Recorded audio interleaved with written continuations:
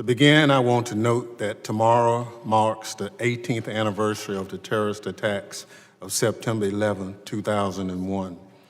We remember those who were lost that terrible day in New York, at the Pentagon, and at Shanksville, Pennsylvania. They and their loved ones are all Americans, minds in our hearts at this time especially. Today, I'm pleased to welcome our distinguished panel of witnesses and appreciate their testimony before the committee. That said, I want to say for the record, it is unacceptable that the Secretary of Homeland Security, FBI Director, and Acting Director of National Counterterrorism Center refused a bipartisan invitation to testify at this hearing. This committee has a long-standing practice of holding an annual hearing to examine threats to the homeland. We continue to face threats from foreign terrorist organizations and homegrown violent extremists, and communities like El Paso have suffered unspeakable tragedy from domestic terrorist attacks recently. Agreeing to come before the committee at the end of October, over 3 months after our request was made, is not sufficient. We will continue to engage the administration and ensure this committee has the information necessary to carry out its oversight responsibilities. As another year passes, members of Congress, especially on this committee, are reminded of the duty we have to counter the terrorism threats of today and tomorrow. Despite organizational setbacks and loss of physical territory, foreign terrorist organizations like ISIS and Al-Qaeda remain capable and committed of conducting external attacks and influencing like-minded groups and individuals outside of Iraq and Syria, perpetrating a circle of violence and extremist rhetoric. One such attack took place on Easter Sunday this year, when a terrorist group inspired by ISIS killed over 250 people during coordinated attacks on 3 churches and hotels in Sri Lanka. Alarmingly, a recent Pentagon Inspector General's report stated that ISIS was resurging in Syria after the administration's decision to withdraw U.S. troops from the country, refuting President Trump's own statements about ISIS being defeated. The U.S. must find ways to responsibly and adequately support partners on the ground and advance efforts to keep ISIS from reestablishing itself. Additionally, Al-Qaeda and its affiliates are still active across parts of Africa, the Middle East, and South Asia, and the instability in some of these regions is ripe for jihadism to flourish. In fact, just last month, the State Department's counterterrorism coordinator, Ambassador Nathan Sales, stated Al-Qaeda is as strong as it's ever been and has let ISIS absorb the brunt of the world's counterterrorism efforts while patently reconstituting itself. In Somalia, the Al-Qaeda-linked group Al-Shabaab conducted an attack on a hotel, killing 26 people, including 2 American citizens, this past July.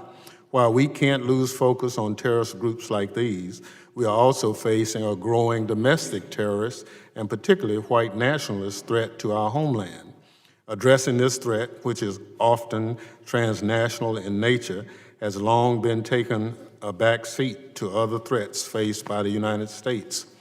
Earlier this year, the mosque shootings in Christchurch, New Zealand, which left 51 dead, exemplified the growing transnational connections between white nationalist terrorists who inspire and communicate with each other across the world. Just last month in El Paso, Texas, 22 people were killed when a 21-year-old white nationalist terrorist opened fire on a Walmart using an AK-47 style assault rifle.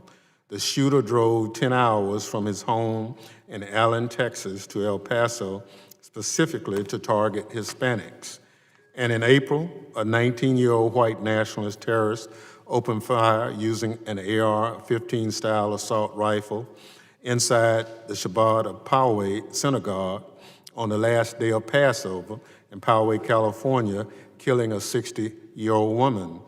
These attacks did not originate in a vacuum, but of these white nationalist terrorists who killed people in Poway, California, and El Paso, Texas, cited Brendan Tarrant, the terrorist who carried out the Christchurch mosque attacks in New Zealand as an inspiration. And sadly, these are just a few of the deadly domestic terrorism attacks linked to white supremacy extremism from this year. Over the last decade, over 70% of extremist-related killings in the U.S.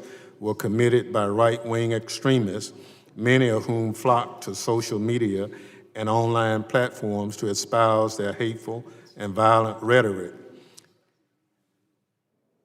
Like other terrorists and terrorist groups, white supremacist extremists take advantage of social media and online platforms to promulgate their ideology and provoke violence.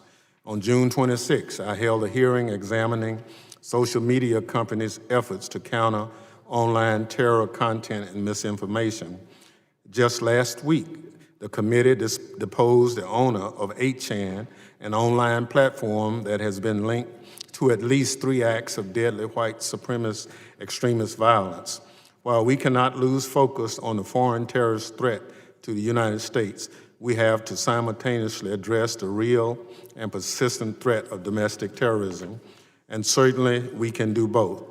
Last month, I met with Acting DHS Secretary Kevin McAleenan in Jackson, Mississippi to discuss domestic terrorism at the public launching of the Homeland Security Advisory Council's Subcommittee for the Prevention of Targeted Violence against Faith-Based Communities. Additionally, my legislation, the Domestic and International Terrorism Data Act, was reported by the committee by voice vote. The bill would require the government to publish an annual public report outlining domestic terrorist incidents and exactly what the government is doing to address these incidents. It would also require DHS to research how domestic terrorists are linked with transnational terrorist movements, including white supremacist movement. I look forward to the committee taking up additional domestic terrorism legislation later this month. Again, I thank the witnesses for joining us today and expect a productive discussion on this important matter.